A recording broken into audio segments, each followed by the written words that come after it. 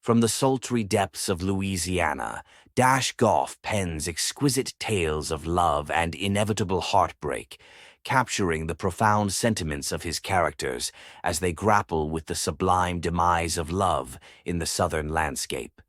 His masterpiece revolves around Gerald and Delta, a love affair that blossoms under the Spanish moss, but is doomed by the weight of the past. How I am drawn to his lyrical exploration of longing and loss. It strikes a chord within me, leaving me breathless with the knowledge that love, while beautiful, can ultimately reveal our fragile humanity. Oh, how I crave to capture such poignant depth in my own heart. Now, pray tell, who else but Dash and Suzanne should begin a chapter seeped in booze and the reek of bad choices?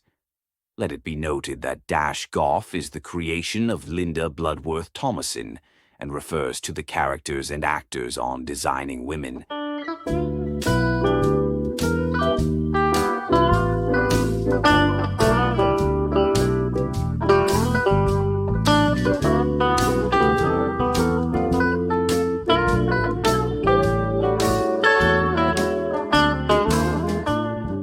A cold Dr. Pepper, the drawl of a Belle and the unscrupulous cousin.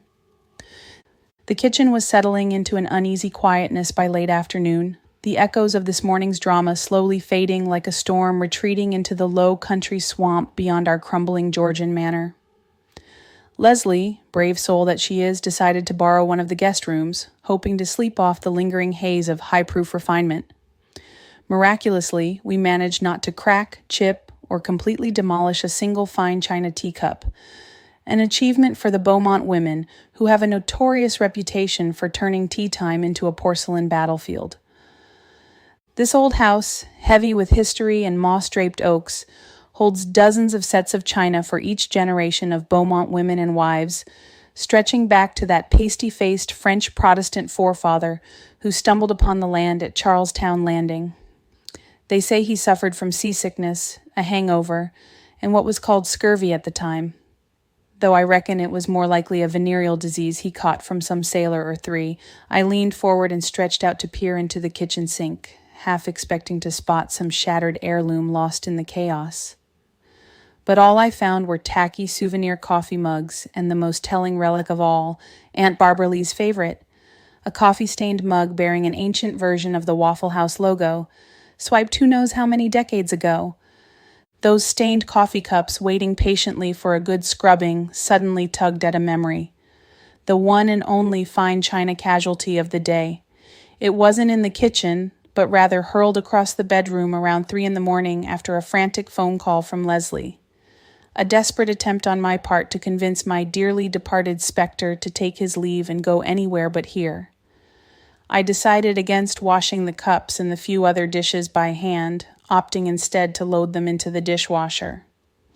As the machine hummed to life, a slow realization crept up on me.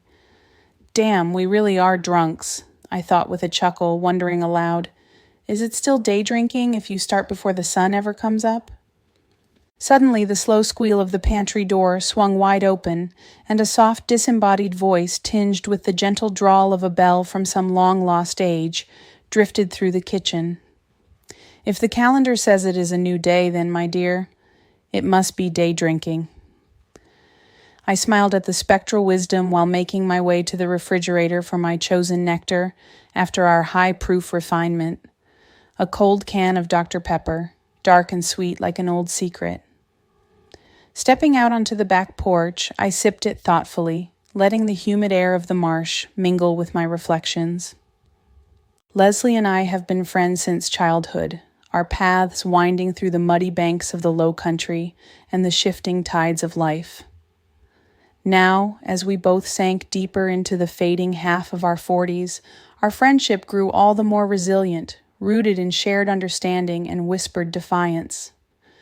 The expectations of age, gender, and position hung heavy on us, but as Leslie would say with her usual sharp grin, what else are aging Southern belles to do except gossip, consume booze, and attend charity events? It was a truth neither of us could deny.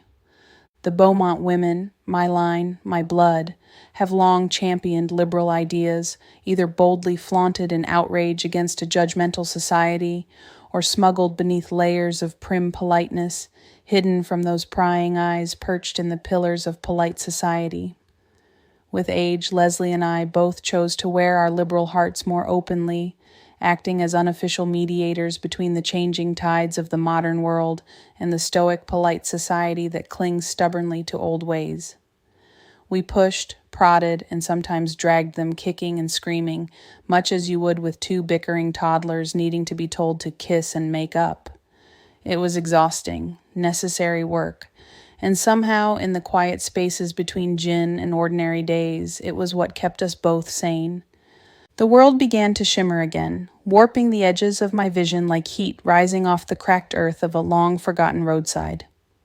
The Carolina cherry laurels my grandmother, Ava Moselle Beaumont, had planted with such fierce determination back in the 40s started to waver and fade, their dark, glossy leaves paling and crumbling as if time itself was peeling them away. Grandmother's stubborn hope had been to shroud the view of the old manor from the river, to hide its broken bones and cracked windows from prying eyes.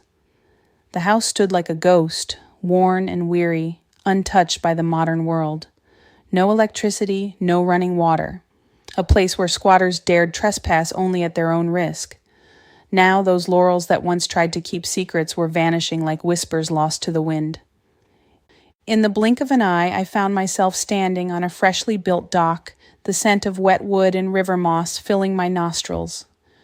Off in the slow current, a flatboat emerged, pushed along by a steady pole, creaking and groaning beneath the weight it bore.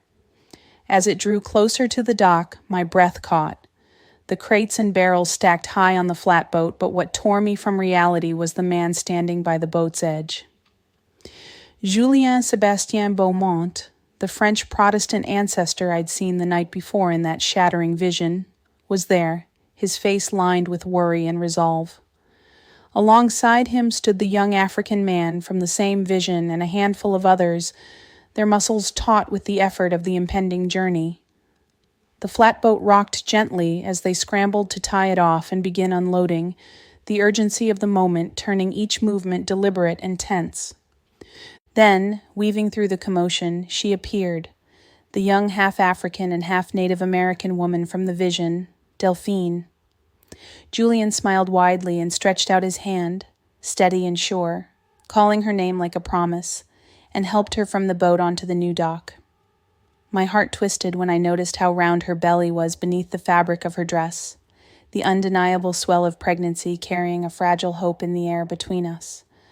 They walked past me, hands entwined, Delphine turning her head sharply to meet my gaze, her eyes locking with mine in silent acknowledgement, a nod that felt like a bridge stretched across the centuries. And just as suddenly the shimmering began again, the edges blurring and folding until I was back on the cracked porch of the manor, the sun fading, my hand still wrapped around the cold, familiar can of Dr. Pepper, my tether to this present world while the past unraveled itself just out of reach. I took a long, slow drink from the soda can, draining the last cool sweetness as my mind churned over the secret I'd just witnessed. Of course, I knew the perverse darkness woven into Southern history like kudzu strangling an old oak, but was that what I truly saw? They didn't look like monsters or tyrants cloaked in cruelty.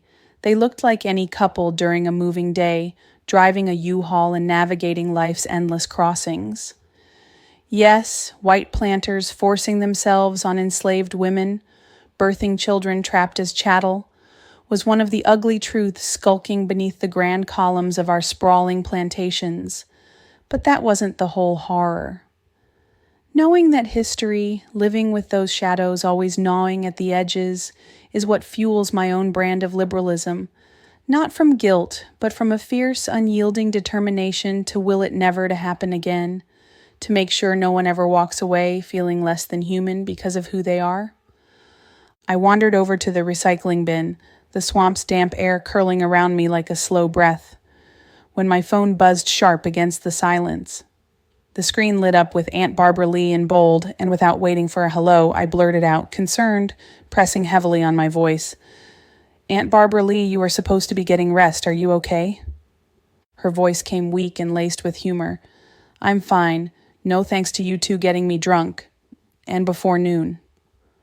What followed was a rambled lecture about ladylike behavior, how shameful it was that we'd been drunker than hippies in San Francisco during the so-called free love movement. I rolled my eyes and chuckled, cutting in, You were a hippie in San Francisco during the free love movement. She shot back with a sharp edge. Yes, and I know what I'm talking about. Then she slipped into tales of drunkenness and whispered, and other stuff, at various protests and rallies, before shifting to pride. You girls think you're so modern, supporting gay rights and transgender issues, but I was at Stonewall? I laughed softly, shaking my head. Aunt Barbara Lee, you were not at the Stonewall riots, you were on your honeymoon in Japan. The exasperation in her voice was immediate. I didn't say I was at the riots. We were there a couple nights before, got married here in Charleston, spent a few in New York on our way to Japan, and David's best man took us there. But I would have thrown a brick or two if I'd been there. Then her voice shifted, colder, more clipped. Anyways, I want you to call your cousin Stephan for me. That name hit me sharp and sour, making my skin prickle. Stephan, the horrible man, just the mention of him tightened something inside me, a warning bell I couldn't ignore. I am not going to call, I began, the words catching in my throat, but Aunt Barbara Lee had an uncanny way of knowing what I was going to say before I had a chance to hold my mouth right for the word. Her stern voice cut through the line, sharp as a cypress splinter. Savannah. I'd been about to say that truly awful F word, a word I'd never utter aloud, especially not to her. Now you know I would never use that horrible word, I retorted, though a part of me, a shameful, honest part, admitted that when it came to cousin Stephan, it applied. There was something not quite right about Stephan Holden Beaumont III, a peculiar blend of charm and absurdity that could only be born of a Southern heritage steeped in eccentricity. You're awfully unfair to your poor cousin. Bless his heart, he didn't have many homosexual role models when he was growing up, Aunt Barbara Lee sighed, her voice softening. But it is beyond me why he chose to be like Truman Capote. He could have chosen some dashing like that Tennessee Williams or at least Paul Lynde. Now he was funny. I considered my cousin, Stephan Holden Beaumont III, a man who personified a peculiar blend of charm and absurdity that could only be born of a Southern heritage steeped in eccentricity. Standing below average height, he possessed a stocky but muscular build, his stout frame surprising for a man so often ensconced in flowy fabrics and vibrant colors that seemed to clash with the graying hair that crowned his balding head. With an abundance of body hair peeking out from beneath his flamboyant attire, he had a peculiar air, often prompting those in polite circles to mutter behind hushed lips that he was the wrong sort of homosexual, always in a polite whisper out of fear of waking some demon of the so-called sin of sodomy. As far as the not-so-polite circle, he paid absolutely no mind to those ladies, but their brothers, boyfriends, and even husbands.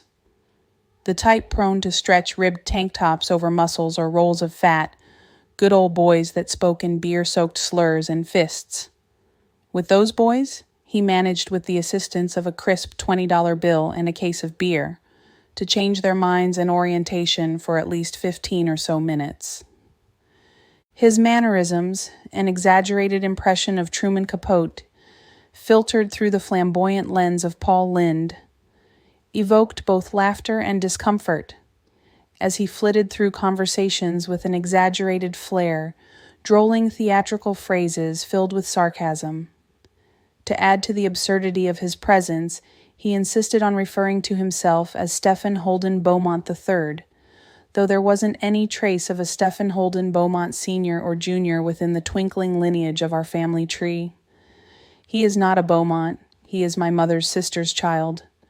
Born Stephen Holden, he seemed to have crafted his identity around a name as convoluted as his personality.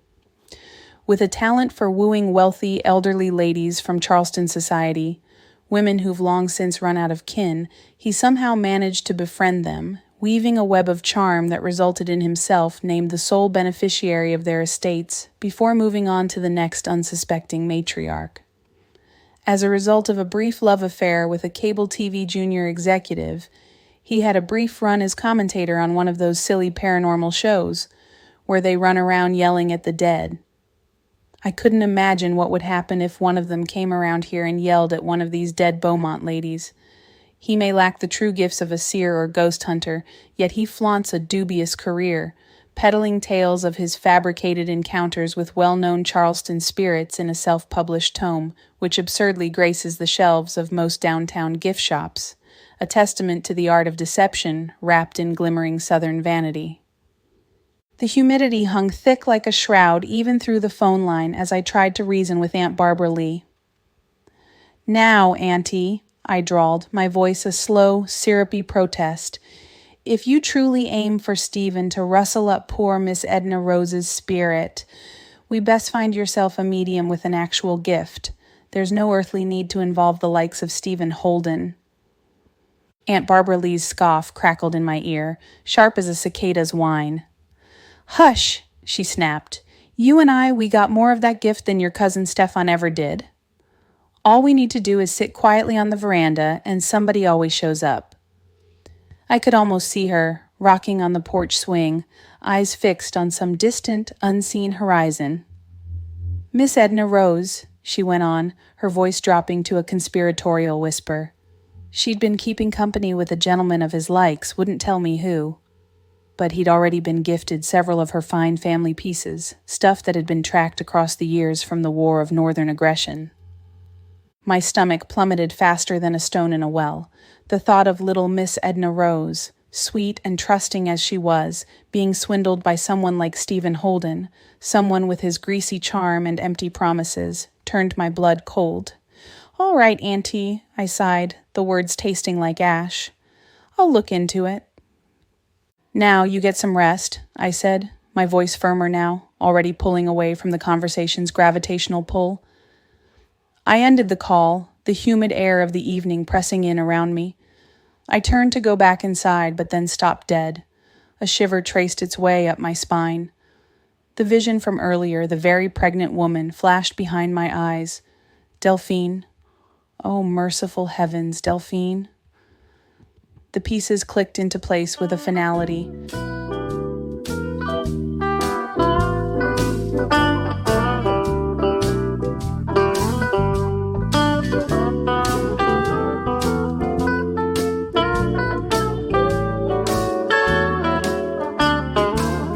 Oh, my dear friends, I implore you, in the name of all the restless voices simmering inside Mrs. Beaumont's neurotic mind, click like and follow.